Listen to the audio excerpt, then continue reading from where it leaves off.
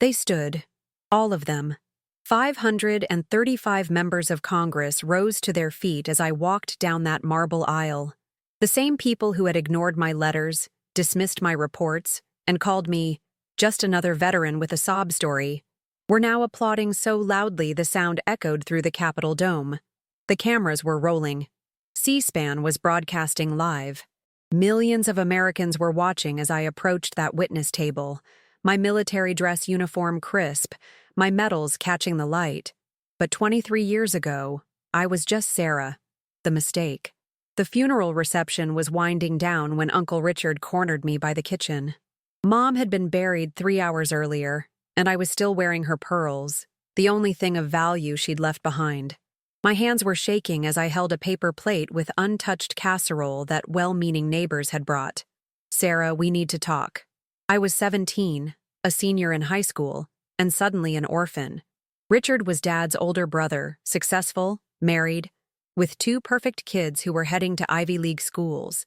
He was also my only living relative. He looked uncomfortable in his expensive black suit, checking his Rolex like he had somewhere more important to be. Which, knowing Richard, he probably did. "I've been thinking about your situation." He straightened his expensive tie, the same way he did before delivering bad news at his law firm. "Linda and we've discussed it extensively. Taking you in, it's complicated." My stomach dropped. The few bites of food I'd managed to eat threatened to come back up. "Complicated? You have to understand, Sarah. Your parents—" He glanced around, making sure his wife wasn't listening, then lowered his voice to that patronizing whisper adults use when they're about to destroy a child's world. "Your father was my brother, and I loved him. But let's be honest here. He was irresponsible. Your mother got pregnant at 17, derailed both their lives completely. You were a mistake that cost them everything." The words hit like a physical blow. The noise of the reception, people talking, dishes clinking, children playing, suddenly seemed muffled, like I was underwater. "A mistake? Look, I'm not trying to be cruel here. But facts are facts. They had plans, Sarah. Your father was going to be an engineer. Your mother had a scholarship to nursing school. Then one careless night resulted in—" He gestured vaguely at me like I was something distasteful. "You?" Everything fell apart after that. Dropped out of college, worked dead-end jobs their whole lives, lived paycheck to paycheck in this tiny apartment. All because of one moment of teenage stupidity. I felt the walls closing in. Everyone in that room, family, friends, neighbors, distant relatives, they all knew our story. They'd all whispered about my parents behind their backs for years. The teenage pregnancy, the rushed wedding, the dreams that died. Linda appeared beside him like a perfectly coiffed vulture, her smile as artificial as her blonde highlights. "What Richard is trying to say, sweetie, is that we want to help. We really do. But you have to be realistic about expectations. College tuition, living expenses, all of that. It's a tremendous financial burden. Maybe it's time you learned to stand on your own 2 feet. Independence is character building." I looked around that crowded room, searching for someone, anyone, who might speak up for me. Family friends were busy cleaning up paper plates and folding chairs, everyone suddenly very focused on their tasks, avoiding eye contact. They'd all heard. They all knew I was being abandoned, and no one was going to stop it. "I understand," I whispered, my voice barely audible. "Good girl." Richard patted my shoulder like I was a dog who'd finally learned to sit. "You're smart, you'll figure it out. There's a group home across town, St. Margaret's. I've already spoken to them, explained the situation. They have space. You can finish high school there, and after that—" He shrugged with the casual indifference of someone discarding a piece of furniture. "Military, maybe? I hear they take anyone these days. Might teach you some discipline." He said it like it was garbage collection, like the military was where society dumped its unwanted children. I nodded because what else could I do? I was 17, broke, and alone in the world. As Richard walked away to help himself to more of the free food, I heard him tell someone, "It's unfortunate, but she'll be fine. Kids are resilient. Sometimes the best thing you can do is force them to grow up." The group home was exactly what you'd expect. A converted Victorian house that smelled like industrial disinfectant and broken dreams. 18 kids who'd been thrown away by the system, overseen by staff who were either saints or just collecting paychecks. I was neither the worst case nor the best, just another statistic waiting to age out. My room was 8 by 10 feet, which I shared with Maria, a 15-year-old whose parents had been deported without her. We had twin beds with sheets that had been washed so many times they were more holes than fabric, and a small dresser we split down the middle. "First time in the system?" Maria asked on my first night, watching me try to make the thin mattress comfortable. "Yeah." "Family?" "Had an uncle. He decided I wasn't his problem." Maria snorted. "They always decide that. That's why we're here." But Richard's throwaway comment about the military, it stuck with me like a splinter I couldn't remove. Not because he suggested it, because he said it like it was my last resort. Like I was so worthless that even the military would be doing me a favor by taking me. That night, I went to the group home's computer lab. 3 ancient desktop computers for 18 teens. I started researching. The Army, Navy, Air Force, Marines. I read everything I could find about service, about purpose, about becoming something more than what people expected. I read about pilots, women flying fighter jets, commanding respect, serving their country with honor. These weren't society's rejects. These were heroes. For weeks, I spent every free moment researching. Test scores needed, physical requirements, training programs. I borrowed books from the library about aviation, about military history, about women who'd broken barriers. Mrs. Patterson, the night supervisor who actually cared, noticed my obsession. "Planning your escape, Sarah?" "Planning my future." "Military?" "Air Force. I want to be a pilot." She smiled, the first genuine smile I'd seen in months. Now that's a goal worth fighting for. When I graduated high school, valedictorian, not that anyone from my family came to see, I didn't head to college like my classmates. I walked into an Air Force recruiting station in downtown Minneapolis, wearing my best secondhand dress and carrying a folder full of research. "I want to be a pilot," I told Sergeant Martinez, a short, stocky man with kind eyes and 3 rows of ribbons on his chest. He looked at me, 5'4", 110 pounds, wearing clothes from Goodwill, and I prepared for the dismissive laugh I'd heard so many times before. Instead, he smiled, not condescending, but encouraging. "Let's see what you're made of, kid." Basic training at Lackland Air Force Base was 8 weeks of controlled hell. San Antonio in summer, temperatures over 100 degrees. Drill instructors whose job was to break you down and build you back up into something stronger. For the first time in my life, I wasn't judged by my parents' failures or my uncle's expectations. I was judged by how fast I could run, how many push-ups I could do, how well I could follow orders and lead others. The girl sleeping in the bunk next to me was Jessica Chen, daughter of a Navy admiral, granddaughter of a World War II hero.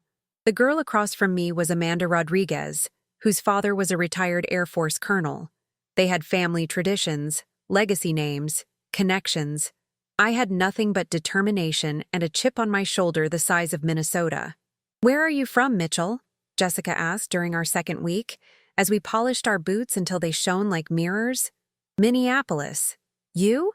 "Annapolis. My dad's stationed at the Naval Academy." "Your parents military?" I kept polishing, the rhythmic motion helping me stay calm. "No, they're dead." The conversation stopped. In the military, family legacy meant everything.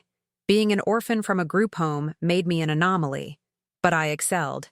Physical training, academics, leadership exercises. When other recruits were struggling with homesickness, I was grateful to finally be somewhere I belonged. Our drill instructor, Technical Sergeant Williams, pulled me aside during week 6. "Mitchell, you planning on pilot training?" "Yes, sir." "Good. You've got what it takes. Don't let anyone tell you different."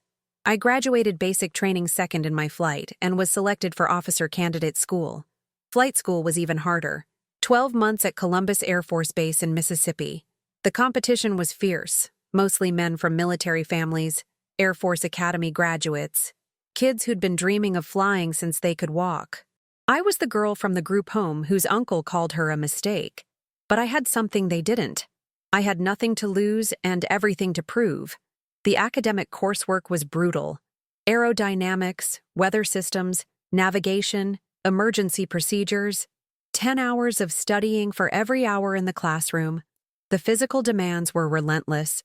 G-force training, ejection seat procedures, survival courses. And then there was the flying.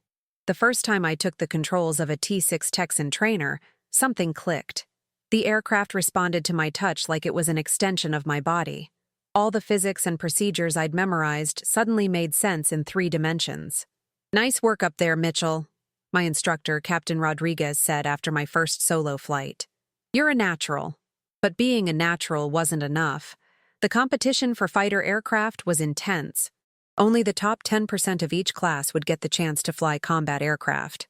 I finished 3rd in my class of 42 and was assigned to fly A-10 Warthogs, close air support, flying low, fast, and dangerous to protect troops on the ground. It wasn't glamorous. It wasn't Top Gun with sleek F-16s and dramatic dogfights. The A-10 was ugly, slow, and built around a massive cannon designed to destroy tanks. It was exactly what I wanted. A mission that mattered. Protecting soldiers who were counting on someone to have their back.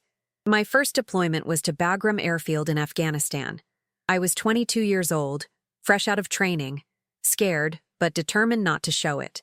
The squadron I joined had been deployed for 4 months already. They were tight-knit, experienced, skeptical of replacements.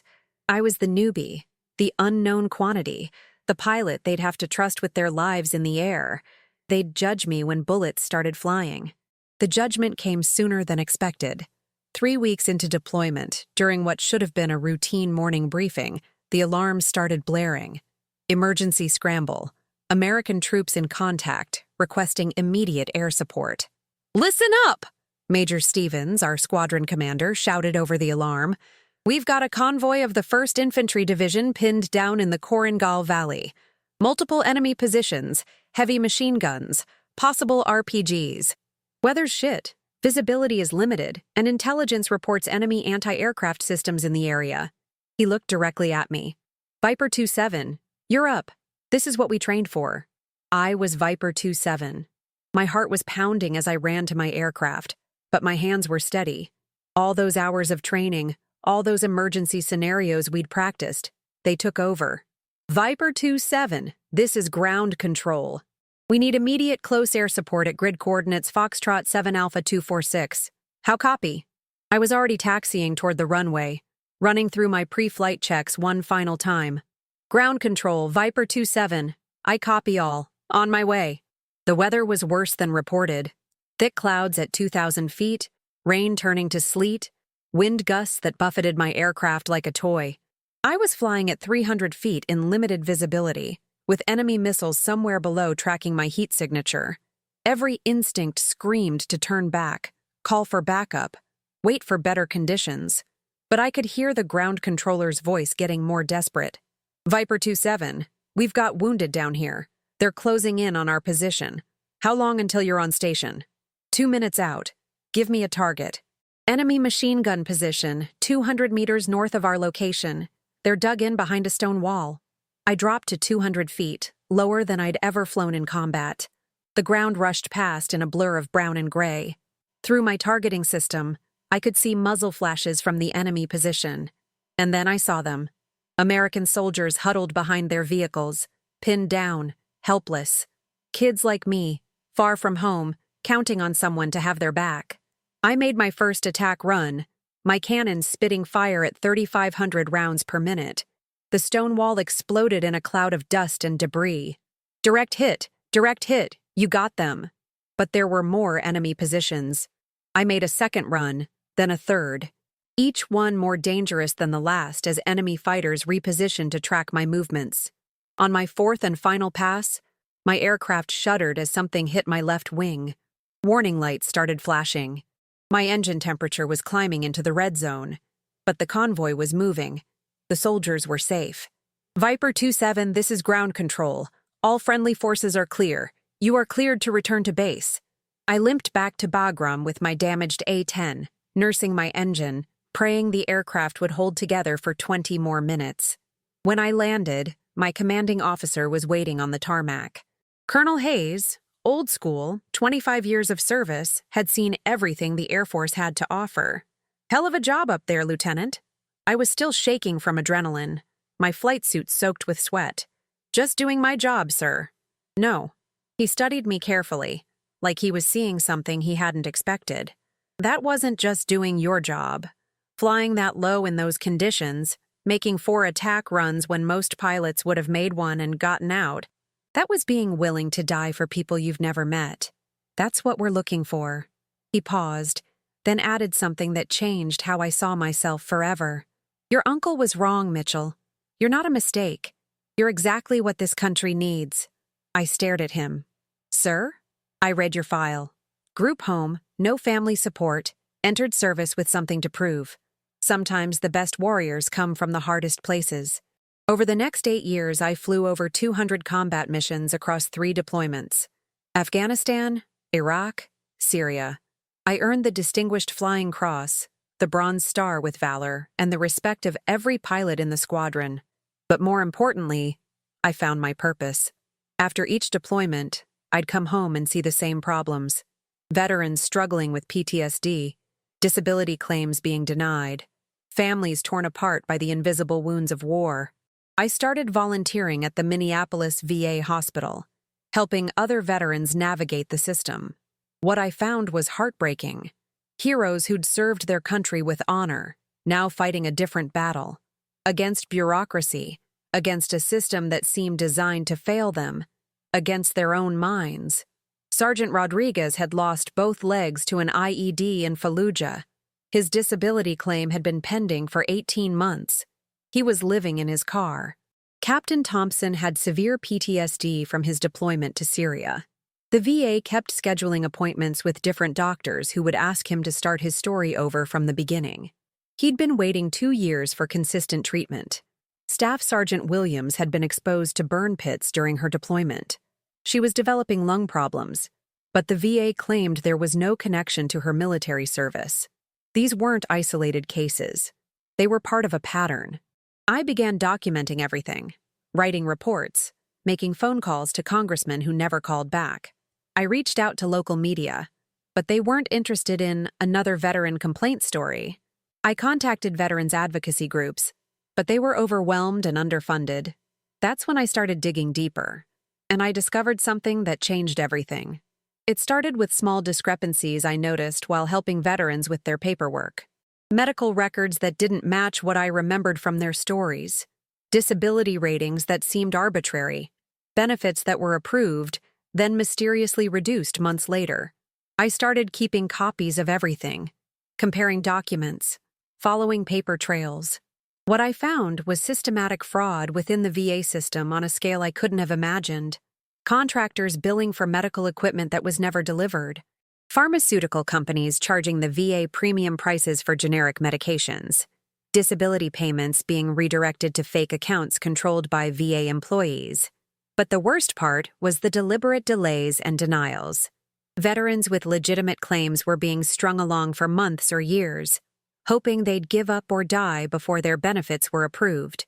Millions of dollars that should have been caring for veterans was being stolen by the very people trusted to help them.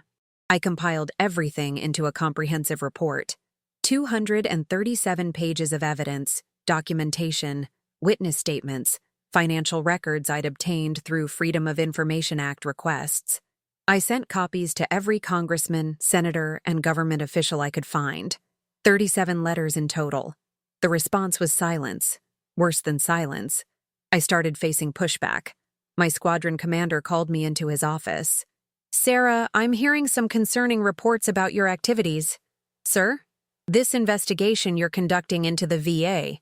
You need to understand, that's not your job. Your job is to fly missions and train junior pilots. With respect, sir, these are American veterans being defrauded by their own government. And there are proper channels for reporting that. Chain of command. Inspector General. You can't just go around making accusations." But I had followed proper channels. For 2 years, I'd filed reports, made formal complaints, followed every protocol. Nothing happened. When I tried to explain this, Colonel Hayes cut me off. Lieutenant Colonel Mitchell, let me be clear. You're a damn fine pilot and an asset to this squadron. But if you keep pushing this VA thing, you're going to damage your career and accomplish nothing. Is that really what you want? It wasn't a suggestion. It was a warning. When I continued my investigation, I was quietly transferred to a desk job at Peterson Air Force Base in Colorado. Strategic planning. No more flying. 6 months later, I was transferred again. Logistics coordination at Wright-Patterson Air Force Base in Ohio. Then again, administrative support at the Pentagon. The message was clear: shut up and disappear. But every transfer gave me access to more information, more documents, more evidence of the fraud I was investigating. And it connected me with other people who'd noticed the same problems. That's when I got the call that changed everything. I was working late in my Pentagon office, going through budget documents, when my phone rang. Lieutenant Colonel Mitchell, this is Congressman David Walsh from Ohio's 8th District. I received your report about VA fraud. Congressman Walsh. I'd sent him the report 8 months earlier and never heard back. I'd assumed it had been filed away and forgotten like all the others. Sir, I've been trying to get someone to listen for 3 years. I'm listening now. I've read every page twice, and I've had my staff verify some of your claims. This is bigger than I thought. Can you be in Washington next week? Yes, sir. Good. I'm putting together a working group. Congressmen who are serious about fixing the VA. We need someone who understands the system from the inside. That meeting led to another. Then another. A small group of congressmen, both Republican and Democratic, all veterans, who were tired of the VA's failures and ready to do something about it. Representative Maria Santos from Texas, a former Army medic.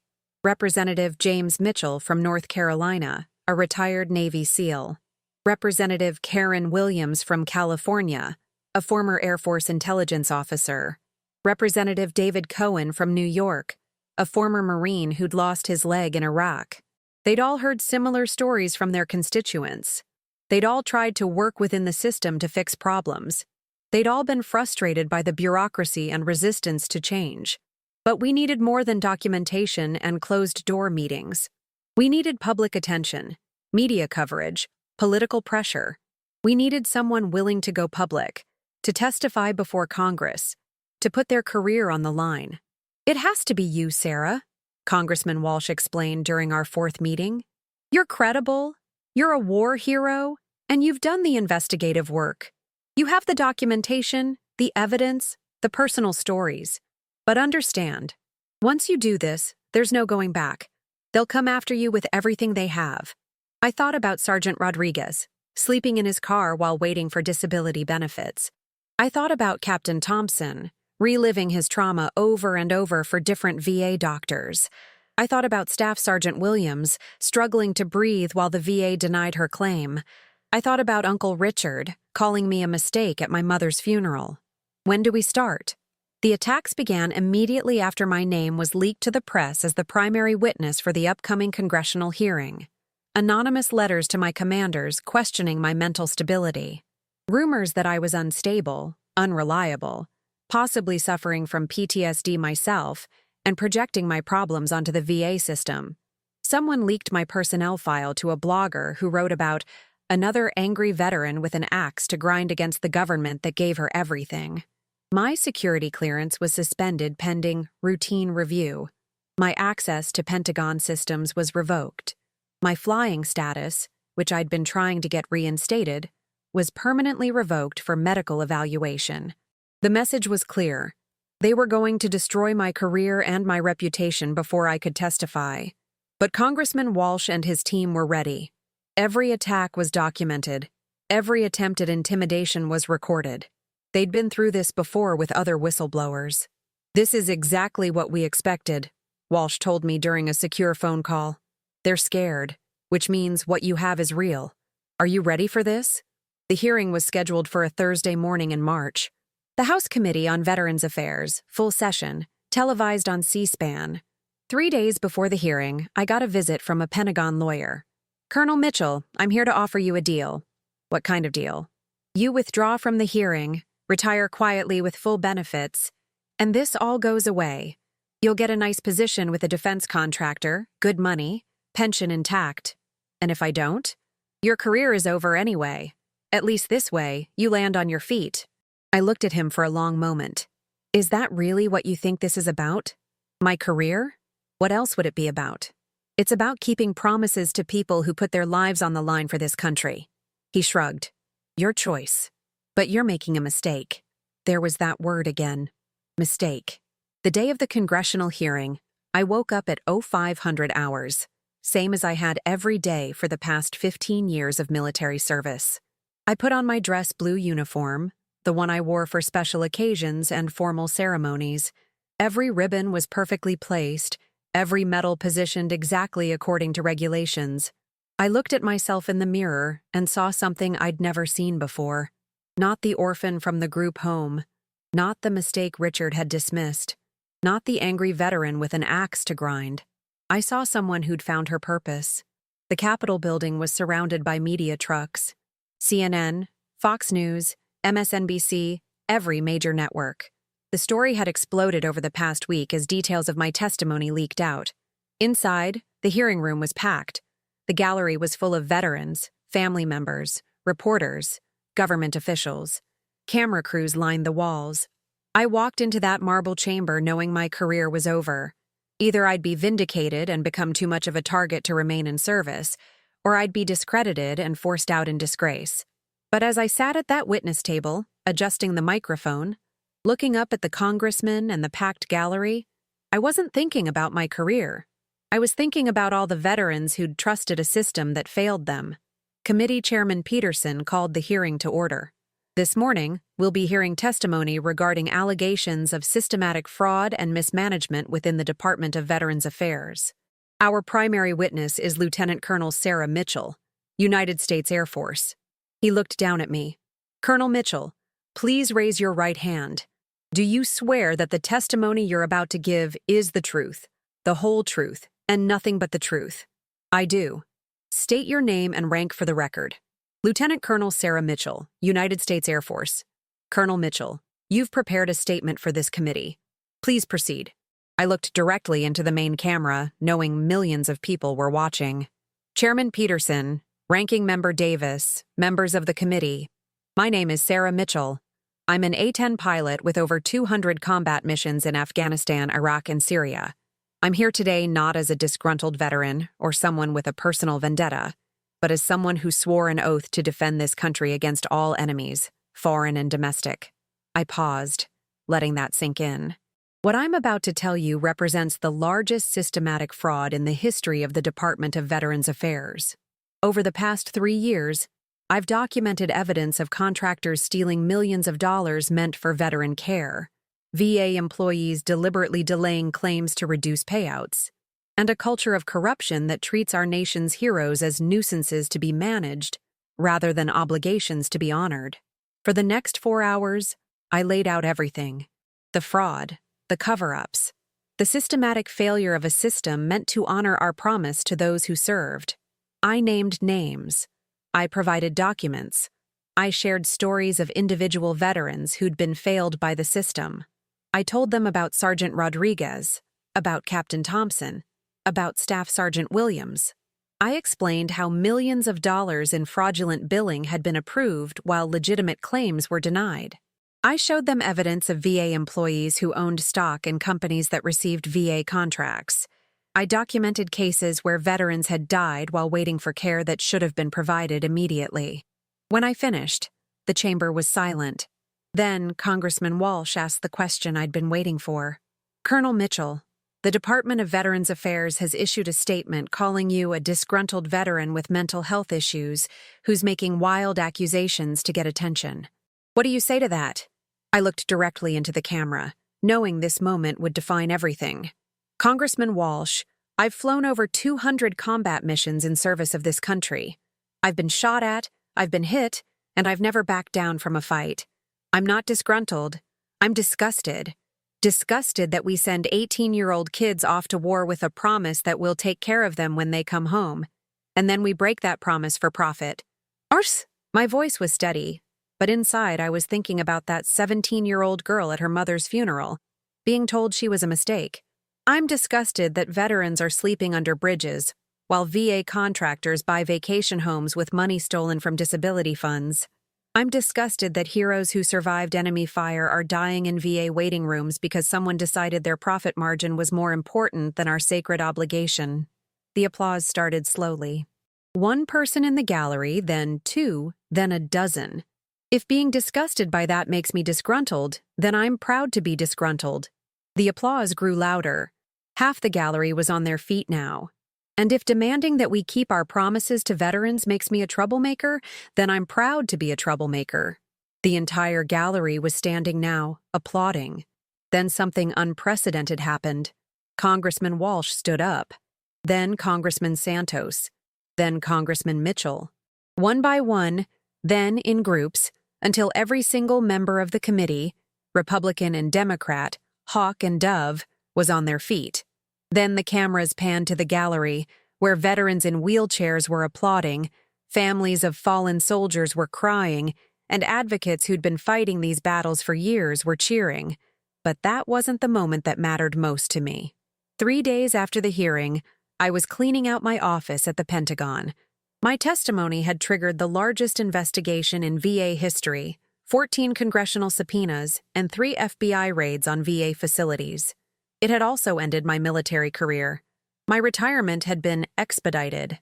Military speak for, get out before we have to court-martial you for something. I was packing my awards and commendations when my phone rang. Unknown number. Hello? Sarah? This is your Uncle Richard. I hadn't spoken to him in 15 years. I'd assumed he was calling to gloat, to tell me I'd thrown my life away, to remind me that I was still the mistake he'd always said I was. I saw you on television, the congressional hearing. I waited, preparing for the lecture. I owe you an apology. What I said at your mother's funeral, calling you a mistake. I was wrong. So wrong I don't even know how to begin explaining it. His voice was shaking, which confused me. Richard never showed emotion. You weren't a mistake, Sarah. You were a gift your parents gave to this country and to all those veterans you helped. You're a hero, and I'm proud to be your uncle, even if I don't deserve to be. I sat down heavily in my chair, not trusting my legs to hold me. Richard?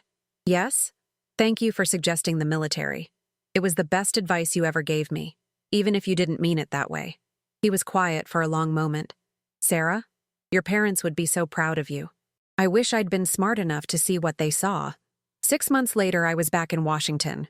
Not as a military officer, but as the newly appointed Director of Veterans Affairs Reform, a position created specifically to implement the changes my testimony had triggered. The job came with a staff of 20 investigators, a budget of $50 million, and direct reporting authority to the Secretary of Veterans Affairs. More importantly, it came with the authority to make real changes. My first day on the job, I got a letter delivered by hand to my new office. No return address, handwritten on notebook paper. Colonel Mitchell, my name is James Patterson. I'm a Marine veteran who served 3 tours in Iraq. 6 months ago, I was about to give up on everything. My disability claim had been denied 3 times. I was homeless, living in my car, and I didn't see any reason to keep going. Then I watched your testimony on C-SPAN. You gave me hope that someone was finally fighting for us. My claim was approved last week. I have an apartment now and a job helping other veterans navigate the system. I'm alive because you spoke up. Thank you for proving that one person can make a difference. Semper Fi, James. I kept that letter on my desk next to a photo from the congressional hearing. In the picture, you can see me at the witness table, speaking into the microphone, my uniform crisp, my posture straight. But if you look closely at the background, you can see something else. 535 people on their feet, applauding not because I was perfect, but because I refused to stay silent when silence meant betraying the people I'd sworn to protect. The girl they called a mistake had found her voice, and when she used it, the whole world listened. But more importantly, the veterans I fought for finally got the care they'd earned, and that made every sacrifice worth it.